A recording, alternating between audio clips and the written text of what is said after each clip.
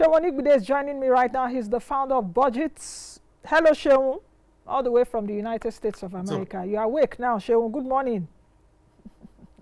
good morning, Nancy. How are you doing? I'm very well, Yeah. thank you, Seun. Now, let's get started. Your organization is really known, at least what you guys are known for is for simplifying Nigeria's budget. At least you brought the budget consciousness into Nigerians by, infographics and all of that, unlike making it so technical that in years past, the government will present the budget and many Nigerians don't even understand, just the few of us that will understand.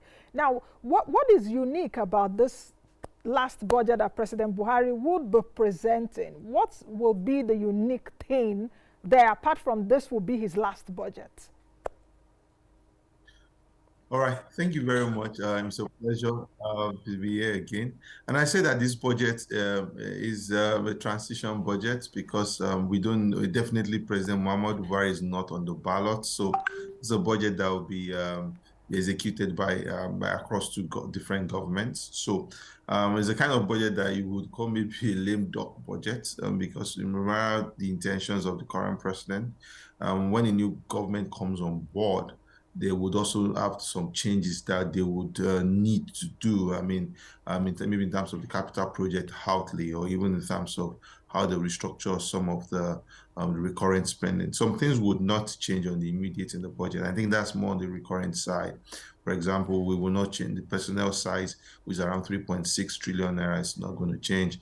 Or around 3.2 trillion or 3.5 trillion even or spend on debt servicing costs. That will likely not even change. So definitely you have close to like 6.9 billion trillion that is not moving anything forward. And you also have debt service cost, capital supplementation, consolidated revenue like pensions and all of that. So on the recurrent side, I don't see much changing. The reality is that we have not rationalized our recurrent side in a very, very long time. We've not changed that as we should do effectively because we've kept the recurrent size as it is, despite that we have not been able to mobilize revenues as we should. And that's why you find that when you get narratives like debt services taking close to like 85% of our revenues, it's just because we've not been able to mobilize revenues as we should, but we also keep spending.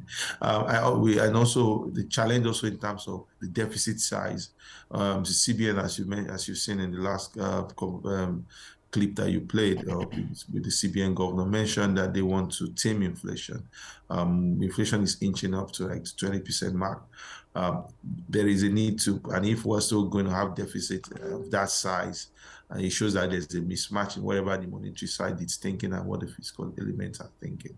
So for me, it's not it's a budget, maybe just say, let's run the recurrence. There would not be too much expectations in terms of tinkering with capital expenditure next year. We saw that happen in 2015, where there was a complete stasis in terms of implementation of capital projects. It's more just maybe a salary, let's say, to pay salaries, to run government, and also to service public debt. Now, Seun, if you take a look at where this president started in terms of nominal amount, in terms of the naira amount, the president inherited a 4.5 trillion naira budget from President Jonathan in 2015. Then our budget was in 4.5 trillion naira. It was like single digit. Then now the president, we hope, will be presenting a 19.7 trillion naira budget in a few days' time. The question would be, Nigerians will just be looking at it this way: trillions, trillions, trillions. And I remember it was during even IBB's time that we had the higher billions in terms of our budget. Now, to an average Nigerian watching this now, how will the 19.7 trillion naira 2023 budget proposal impact an average Nigerian, and why should every Nigerian be interested in 2023 budget, having it in mind that Nigeria will have a general election in 2023, and our budget is now in the high, okay, let me just say, in the double-digit trillions. Yeah, you're right. And I think it speaks to the economic philosophy of the current government. The PDP government, they were relatively conservative in terms of debt acquisition. We have to be honest, because, I think it's more of the nostalgia of they came in 1999. They needed to mop up the space heavily. I mean, in terms of external debts that was being hoeing, where we're hoeing, it was having a huge effect on the fiscal balance of the country. They got a Paris Club. So I think there was a bit of restraint on their side in terms of us accumulating debt significantly. The current government of President Muhammadu Buhari, I think they did choose the other round. They have decided to like they need to spend big and there's a need to do it in a huge way and think they have not mobilized more revenues. If you look at our revenue as a country, you dive it, we're not raising more than 5 trillion naira in a year. And even at 2011, 2012, when oil prices were relatively as high as what it is right now, we were also around that kind of figure in terms of total revenue. We've done far much better in the non-oil revenue compared to those periods. I mean, in terms of, we also raised VAT rates. We didn't beat it beyond that. So what I think is that there's a huge spend. And I think if you look at, there was a Senate party that frowned at a deficit of 12.42 trillion. That's been unheard of. That was not something that was there. And so if you are pumping deficits in the country, which means we are borrowing at a higher rate than necessary, CBN is intervening to the federal government more than what the statutory limits should be like. Definitely this was going to have inflationary elements, on the country as much as possible. And also, I also make sure that the Nigerian budgets now, it sounds a bit difficult to even understand because it looks like we're breaking every level of fiscal principles. I mean, we're having a budget of 19.7 trillion. We want to run a deficit of around 12.5 trillion. That means technically we're only mobilizing revenues of around we're hoping to mobilize revenue around 6 to 7 trillion. It doesn't sound something that is reasonable. If you look at any form of budget across any form at any world, the deficit should not, or to the size of the budget, should not be more than somewhere around 5 to 10%. And because the budget is not supposed to move in reality of the revenues that you're able to mobilize. But the current government has not been able to mobilize revenues. They have not rationalized the current expenditure.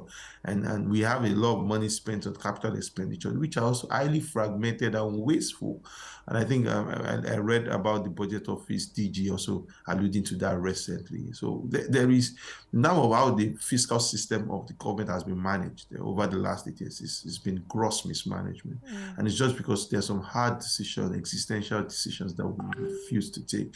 Let's not also forget that some of the things that are bleeding receipts of revenue government is the first subsidy. We spend close to 4 trillion naira every year on subsidy.